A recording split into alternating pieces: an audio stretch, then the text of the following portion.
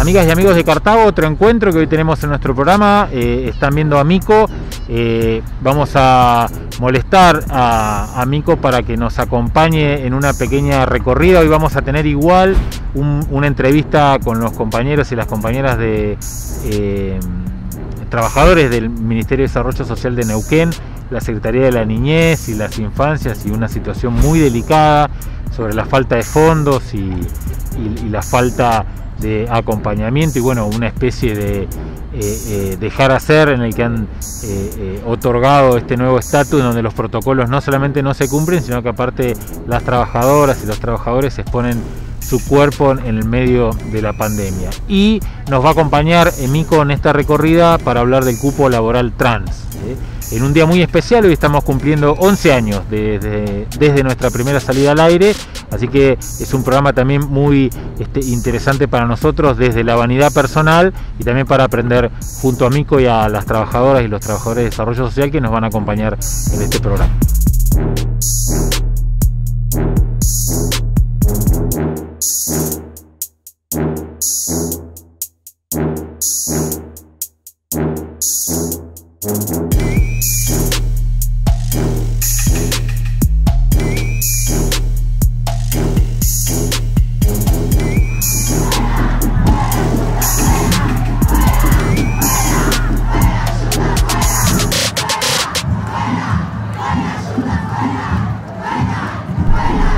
Lugar a una importante cantidad de personas trans para hablar de un tema en particular ya marca un antes y un después también en la discusión dentro de las instituciones como el Consejo Deliberante. ¿Esa fue la primera vez que tenías esa intervención o ya habías hablado antes? No, la primera vez que tenía intervención ahí, porque el cupo laboral se discutió en el Consejo Deliberante, se va a discutir ahora el 13 de agosto, y ese día se invitó como una sesión especial a representantes de la comunidad trans travesti de la región, digamos, de acá de la ciudad, y invitados provinciales también. Que es la primera vez que se hace con algún tema que tenga que ver con la comunidad LGBT en nuestra provincia, así que nada. Primero lo celebré porque me parece importante esos espacios, me parece importante ocuparlos también. Dentro de las personas que hablaron había gente de organizaciones político-partidarias, como es mi caso, del Movimiento Evita, y representando al Frente de Todes, y personas de organizaciones que particularmente se encargan de la temática LGBT o de la temática travesti trans en particular. Y fue la primera vez que hablé al respecto. La verdad que me parece que soy una persona no binaria. ¿Eso qué significa, digamos, como para los que somos cuadrados y venimos por ahí de una militancia más cortada a hachazos y que uno tiene que reaprender estos lenguajes? ¿Cómo lo explicarías? Yo soy una persona trans no binaria. Ser una persona trans es justamente transgredir el género. Uno nace y le asignan un género, hombre o mujer en este caso, y es lo que te ponen en el documento, según tu genitalidad, y lo sostenés el resto de tu vida. Si no lo sostenés el resto de tu vida, sos una persona trans. Si lo sostenés, sos una persona cis, digamos. ¿Y si te operás? Serías trans. Igualmente sos trans, digamos. Si trans es el transgénero. Claro. Si a vos te asignan un género y lo sostenés el resto de tu vida, sos cis, y si transgredís ese género, sos trans.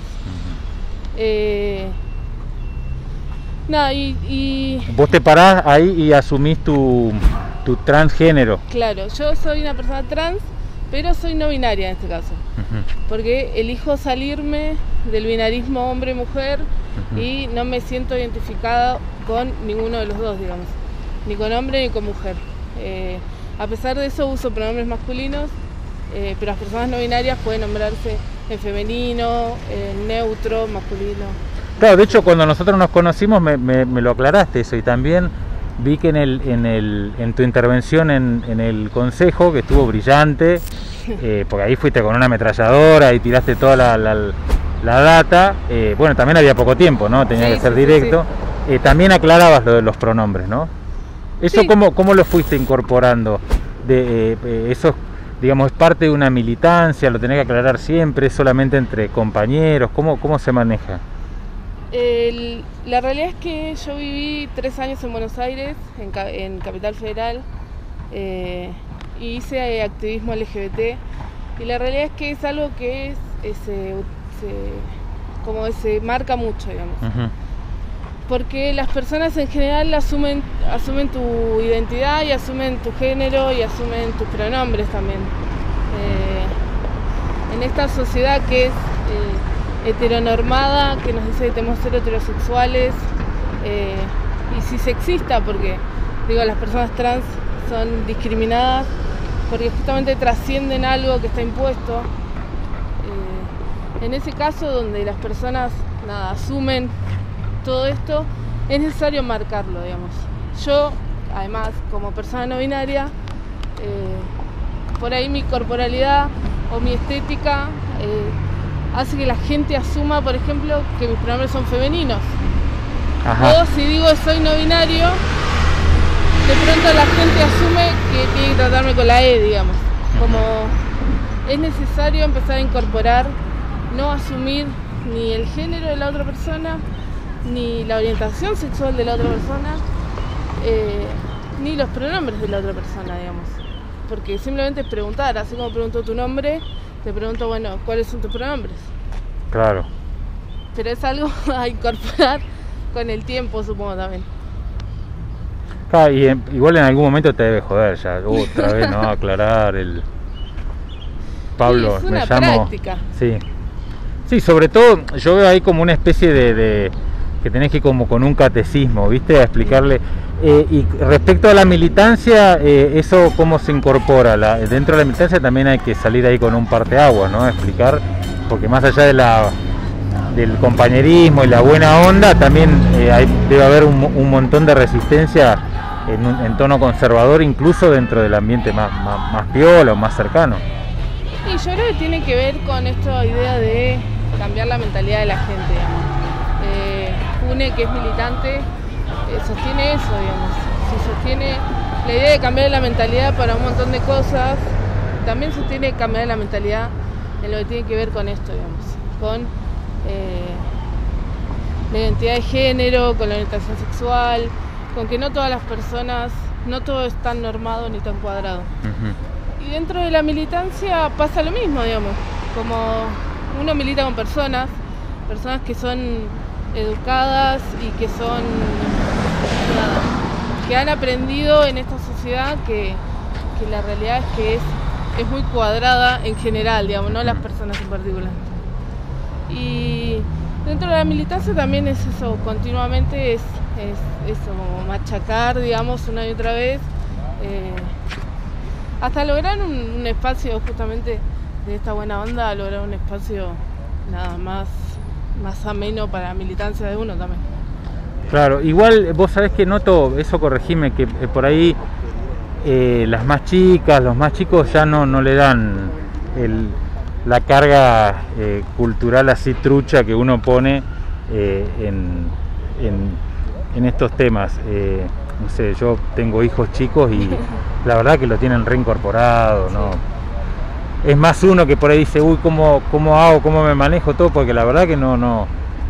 Y me parece, no quiero generalizar porque no es así en todo el tiempo. De hecho, hablábamos recién de la derecha ultraconservadora, estamos grabando cerca de una escuela donde hasta hace poco tiempo venían representantes del terraplanismo más zarpado a dar charlas.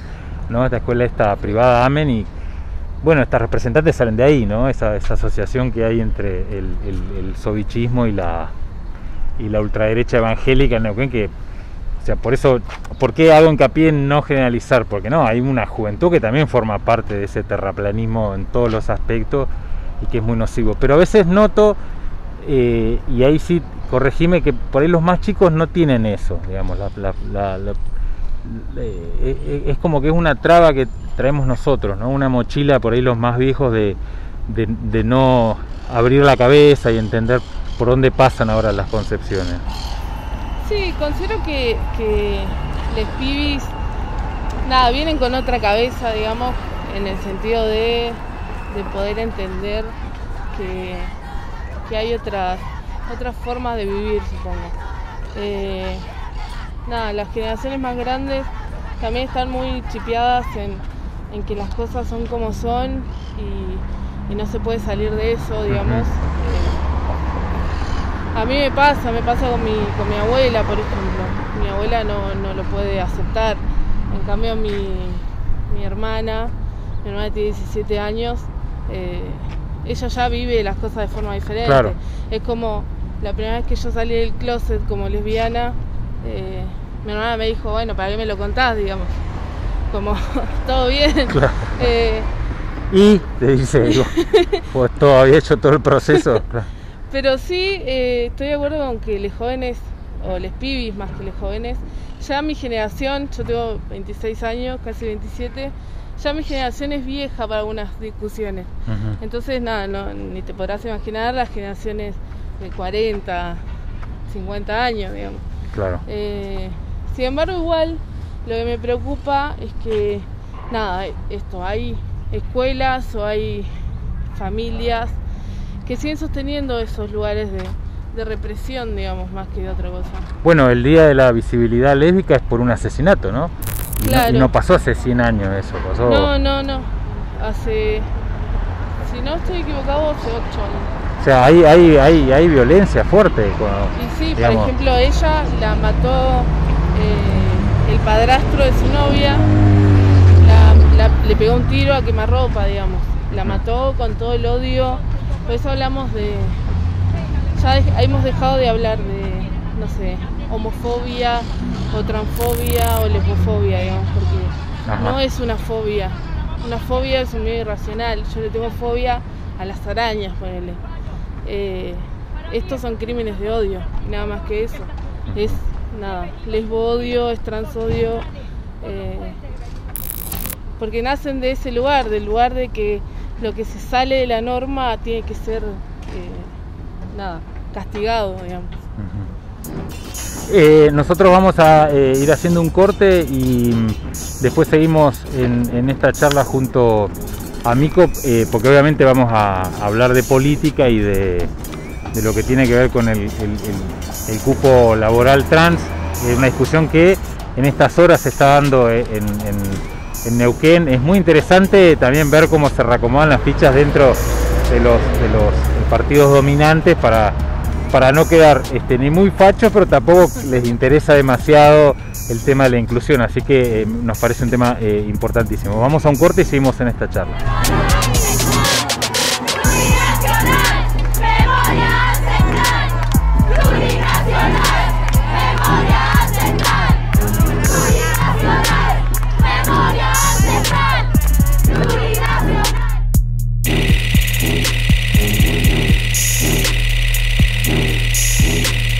Necesitamos escuelas seguras para enseñar y aprender. El gobierno de la provincia pretende que, en el mediano plazo, docentes y estudiantes volvamos a habitar nuestras escuelas. Sin embargo, en toda esta primera parte del año, no ha hecho los arreglos y obras de infraestructura correspondientes que garanticen un proceso de enseñanza y aprendizaje seguros. Por eso, desde Aten Capital convocamos campaña en contexto de pandemia, inversión en infraestructura para escuelas seguras. Para ello, elaboramos una planilla electrónica donde los equipos directivos de cada escuela de nuestra ciudad podrán registrar los problemas edilicios por los que atraviesa la institución y así presentarlos ante el gobierno. Ante un gobernador y sus ministres que hacen oídos sordos a nuestro reclamo, nos organizamos desde las escuelas. por condiciones dignas de enseñar y aprender. Aten Capital. Sin escuelas seguras, no hay vuelta a la presencialidad. En el marco de la pandemia COVID-19, exigimos al gobierno provincial y a las autoridades de salud la devolución urgente del cobro del proporcional de guardias a embarazadas y licencias por largo tratamiento. El convenio colectivo de trabajo nos quitó ese derecho. Restitución ya.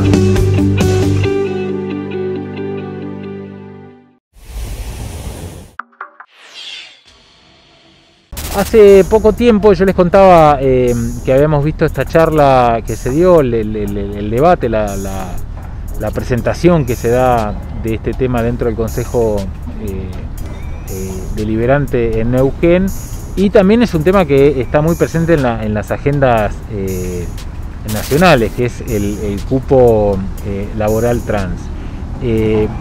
¿Se puede hacer algo de historia, Mico, como para entender hacia dónde va, de dónde viene, cómo surge todo esto? El cupo laboral trans es una ley que por la que se viene bregando hace un montón de años. Sin ir más lejos, acá en Neuquén hace como 8 años que las organizaciones vienen pidiendo por el cupo laboral trans. Posterior a la ley de identidad de género, se empezó a notar de que creíamos que con la ley de identidad de género que nos reconocía a las personas trans como personas, parte de la sociedad, se iban a empezar a cumplir con todos los derechos que una persona tiene, digamos, por Constitución Nacional. Sin embargo, a pesar de eso, las leyes a veces, como la de matrimonio igualitario y la ley de identidad de género, avanzaron mucho más rápido que la sociedad, digamos, a niveles culturales.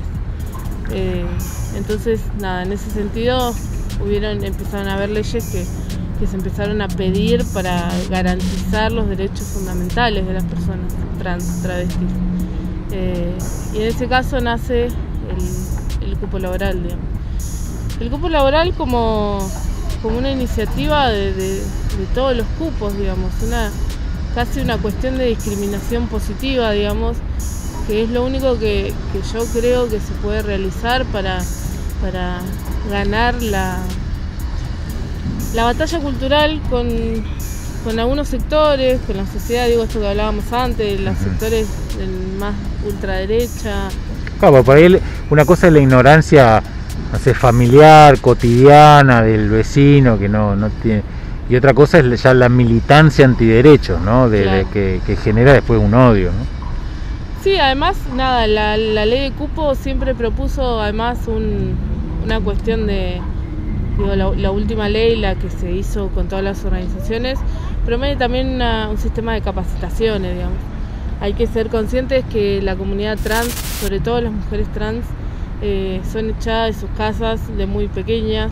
Cuando asumen su identidad, las familias al no entender y generar una cuestión de discriminación y de odio, las echan de su casa, digamos. Claro. Y al momento de estar en la calle y de tener que sobrevivir, la realidad es que muchas veces no podés adquirir ni conocimientos, ni experiencia laboral, ni... ¿La prostitución es el único, el camino más viable que tenés en ese momento? Y es uno de las más factibles, digamos, más fáciles. No sé si es fácil, es la palabra, porque no es fácil vivir así, pero es como que la sociedad te empuja a que sea tu única opción, digamos. La realidad es que el trabajo sexual debería ser una elección más que la única opción de tu vida, digamos. Claro. No, y sobre todo por el tema de la expectativa de vida, ¿no? Es muy... Claro. Las personas trans, las mujeres trans en particular, no llegan a los 35 años de vida, y eso ya habla, digamos, de la marginación a la que son sometidas, digamos, de tanto en la cuestión escolar, la cuestión de salud, la cuestión laboral. Al no poder acceder a trabajos, por ejemplo, en este caso, tampoco puedes acceder a todo lo que conlleva el paquete de trabajar, de una obra social, un sueldo a fin de mes, lugar para vivir, etcétera. Sí, y después esto de que es impactante cuando llegan a vivir más tiempo, el nivel de violencia también al que son sometidos, porque enseguida tengo en la mente la tragedia permanente a la que se ve sometida. Sí, ¿no? Es Zulma Lobato, sí. Pero bueno, es un nivel de violencia tremendo, ¿viste? La exponen todo el tiempo, le viven choreando, la maltratan, claro. Le roban la... Sí, claro, si no tiene laburo, no le deben dar la... o sea, el único lugar que tiene es el circo, una exposición permanente, una violencia permanente, y después una necesidad de que, bueno, vamos a carnearla en vivo, porque es lo que para lo que sí tenemos lugar, digamos, para la violencia contra ese cuerpo, y que obviamente no puede envejecer si no es a través de nuestros términos, ¿no? Que es la burla, el chantaje, ¿no? Todo esto, y uno piensa efectivamente que es una porción cada vez más grande, o por lo menos silenciosamente grande, de población LGBT que no tiene acceso a nada. El cupo laboral, por ejemplo, en Neuquén, ¿qué conllevaría si mañana nos encontramos con que esto fue sancionado? Y el cupo laboral trans, travesti en particular, conlleva justamente eso, que las personas el poder tomar, tanto en planta política, en planta permanente, en los estamentos estatales como en el privado, el 1% de los contratados y contratadas, digamos. Con la necesidad, y sabiendo que se necesita toda una cuestión de acompañamiento, de no expulsión del trabajo, digo, el primer error, de ayuda en el camino de la capacitación, toda una cuestión de acompañamiento, digamos, de las personas para que puedan dentro del Estado. Trabajo. Dentro del Estado. Y lo que propone la ley, que se va a debatir en el Consejo Deliberante, es el aporte del Estado a las instituciones privadas, fomentando, digamos, la contratación de personas trans, digamos, por medio de la baja de impuestos, ese tipo de cosas. ¿Y quiénes se oponen a eso, digamos? ¿Cuál es siendo abogados del diablo, quiénes están en contra de esto?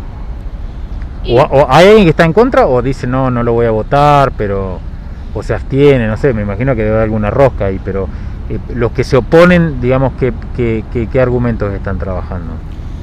Y los que se oponen, se oponen desde un discurso bastante ambiguo, digamos, porque es de este lugar de, yo te decía antes, como decir, bueno, los cupos no sirven porque, digo, la idoneidad de las personas, sí, que yo no puedo tomar a cualquier persona, digo, desde ese lugar se agarran para poder camuflar una cuestión de discriminación de fondo, una cuestión de no quiero una persona trans atendiendo, no sé, de secretaria, porque no quiero que esta sea la imagen de mi sector, de mi empresa, de lo que sea, digamos.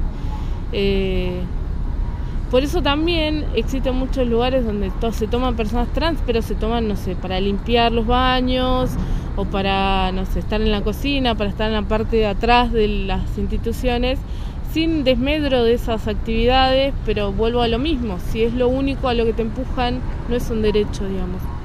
Si es lo único trabajo que vos podés acceder, deja de ser una cuestión de dignidad ese trabajo, digamos. Y nada, a partir de eso se agarran para poder generar todo el odio que hay alrededor, digamos. ¿Vos eso lo notaste cuando estuviste trabajando estos temas? O sea, que no era una cuestión de ignorancia, sino también había como una mala onda, una mala... Y hay una cuestión de ignorancia de los discursos, digamos. El día anterior a que se abra esta sesión especial del cupo laboral, donde hubo varias personas trans y travestis exponiendo, hubo una discusión por colgar la bandera en el Consejo Deliberante, la bandera del orgullo, el Día del Orgullo, el 28 de junio, y parte de los argumentos tenían que ver con casi compararnos hasta con pedófilos, digamos, como pensar que las libertades que uno puede asumir a transgredir, digo, tu orientación sexual impuesta, digo, a transgredir la heterosexualidad, a transgredir el cisexismo, digo, a transgredir tu género, conlleva que uno de repente se vuelva que quiera, no sé, ese famoso chiste de me identifico como, no sé, elefante, entonces mañana quiero me traten de elefante. Claro. Cuando es una cuestión de una vivencia personal y re profunda y que lleva a las personas al borde de la marginalidad, del suicidio, de un montón de cosas, digamos. No es tomado con la seriedad que debe tomarse y solo pueden ver cómo eso les choca a ellos mismos. Claro. Una molestia más íntima que también hace un rum por otro lado, ¿no? Sí. Sí, te puede molestar tanto eso ahí. Y el tema, como para cerrar y meternos en... No sé si queda algo más del grupo trans que hay que contar. Y que no se me escape algún detalle técnico, porque si llega a salir, sale en estos días. Si no llega a salir, ¿eso se vuelve a presentar? ¿Qué sucede?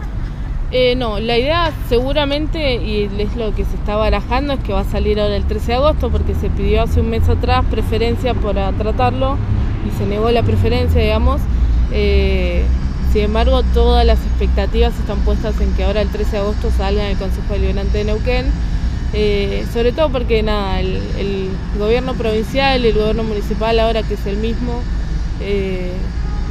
suelen tener este tipo de políticas que son más bien un pinkwashing me hace acordar mucho a la ciudad de Buenos Aires, digamos, como claro, LGBT friendly, pero sin embargo no son políticas públicas reales, digamos, porque el cupo laboral trans viene a discutir, digamos, en lugar del cupo de personas trans dentro de las instituciones, como fue en su momento el cupo femenino, digamos.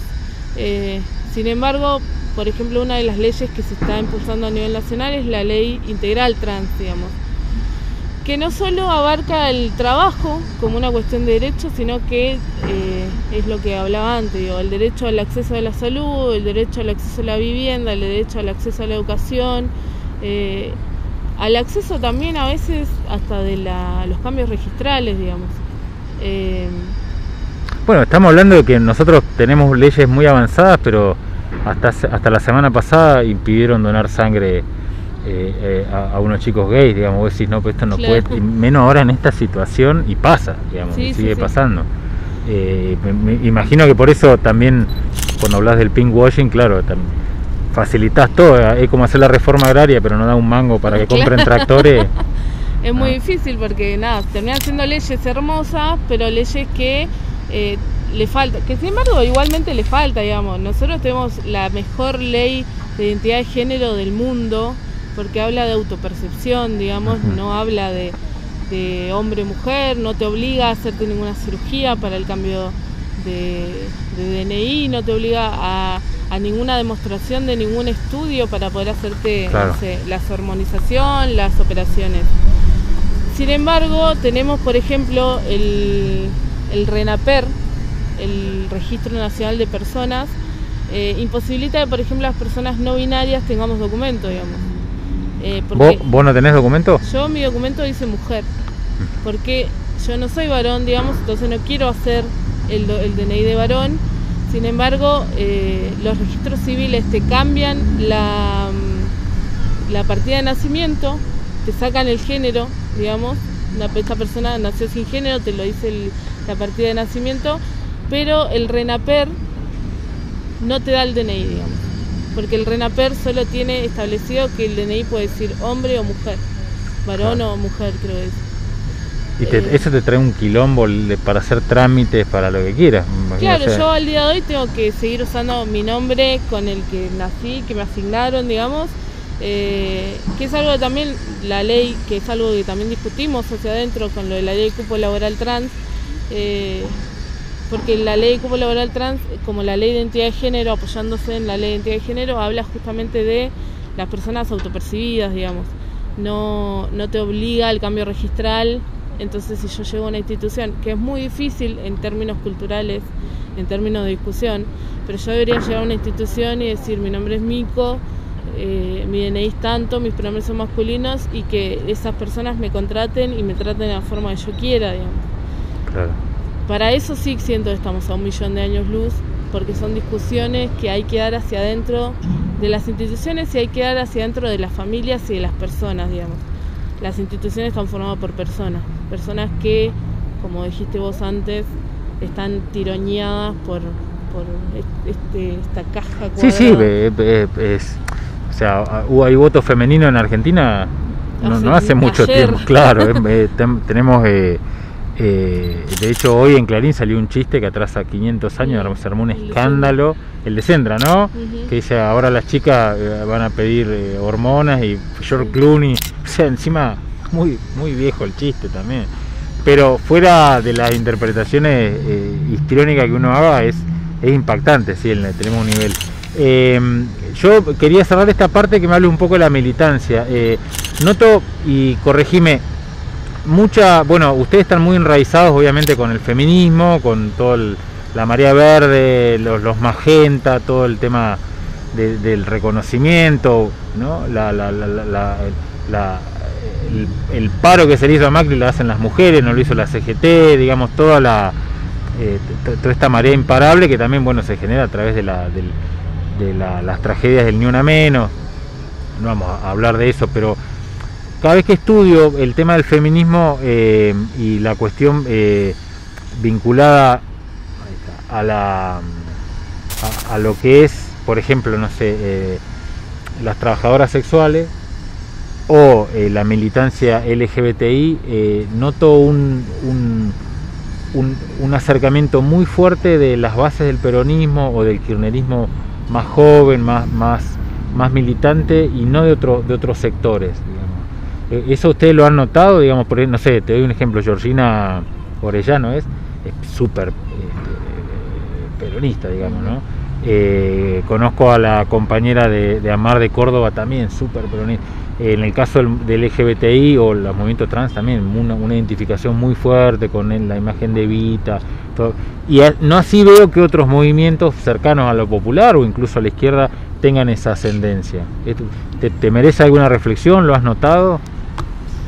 Dentro de la comunidad LGBT hay un chiste que dice que todas las mujeres trans son peronistas. Creo que tiene que ver un poco con esto, digamos, con la adquisición de derechos. Para mí, la ley de matrimonio igualitario primero y posterior la de identidad de género le dio la dignidad de que las personas pudieran tener en su DNI, digamos, quiénes son. Y eso es re zarpado, digamos, una cuestión, sobre todo en este país, la cuestión identitaria, digamos, es una cuestión muy fuerte. Entonces, nada, si a mí un Estado me puede reconocer como la persona que soy, y que no importa lo que me diga Pedro el de la esquina, porque claro, mi documento dice soy mujer o soy hombre, y honestamente la realidad es, para mí tiene un poco que ver con eso, digamos. Tiene que ver con ir de la mano de la conquista de un derecho tan profundo como la identidad. Y de ahí es donde el LGBTI abraza al peronismo. Para mí tiene que ver con eso. Después hay otras identidades dentro de la comunidad LGBT que son más de la izquierda tradicional, digamos. Las lesbianas o tienen un poco más de construcción dentro de la izquierda tradicional, sobre todo con el tema de los abortos, digamos. Las consejerías de aborto y los acompañamientos de aborto son en su mayoría o un gran porcentaje hecho por lesbianas, digamos. Sí, más lejos, acá la revuelta con Ruth a la cabeza, que es una lesbiana de años y años. La realidad es que en todo el país, o por lo menos en los lugares donde yo he estado, las lesbianas son las que llevan adelante las consejerías más grandes de acompañamiento de aborto. Y eso viene una tradición más de militancia clásica, de una izquierda más tradicional. Sí, para mí sí. Pero ahora esto que te decía, vos también lo notabas, la militancia, bueno, esto de las trabajadoras sexuales, casi todas peronistas, ¿no? O este fenómeno tortas villeras, no sé si viste que sí, hay muchos colectivos también se super identifican y con un peronismo bien del 45, digamos, no creo que tienen que ver también con los sectores sociales a los que pertenecen. Digo, tortas villeras o las cosas que tienen que ver, por ejemplo, con el conurbano bonaerense o de las villas de Buenos Aires o acá en Neuquén, digamos. O las trabajadoras sexuales. Ustedes, Levita, tienen un montón de militantes LGBTI también, en proporción con otros movimientos en Neuquén. Sí. Dentro del peronismo somos una de las organizaciones que tiene más personas LGBT, que también hay una cuestión, digo, de... Así como las organizaciones LGBT que son más peronistas se enraizan en la cuestión más social, más de territorio, digamos, porque los sectores sociales a los que pertenecen. También tenés la otra cara, digamos, la cara de que es re difícil nombrarse en el barrio, digamos.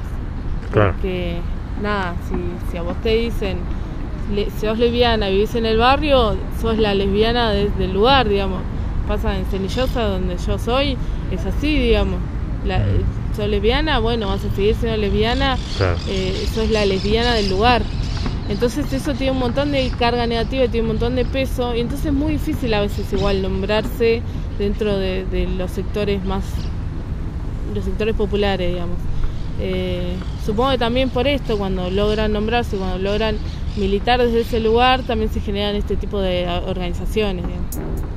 Te agradecemos un montón, la verdad que creo que hay temas que uno en este caso tiene que seguir reaprendiéndolos, porque estamos hablando de no solamente del mundo, voy a usar términos muy gramscianos, pero únicamente para caretearla nomás, pero viene bien al tono, ¿no? Un nuevo mundo que no termina de nacer y un viejo mundo que no termina de morir, y ahí el célebre italiano decía: en el medio aparecen los monstruos, ¿no? No es casual que haya una dirección proporcionalmente ubicable y fácil trabajando un poquito en la info, con el crecimiento de la cultura del egoísmo a través de lo que son las redes, el yo permanente, la mirada selfie sobre la política, y el resurgimiento del fascismo en estado puro, ¿no? Sea el este de Europa, sea Trump, sea Bolsonaro, sea el golpe evangélico fascista en Bolivia, y bueno, y estos surgimientos, ¿no? Estos grupos terraplanistas de la política, que bueno, en Neuquén también han aparecido, no estamos hablando desde un púlpito, ¿no? Acá ha sucedido. Mico, mil gracias. Gracias a vos. Dale, nosotros nos vamos a despedir hasta la semana que viene acá por nuestro canal con más Cartagos. Entonces.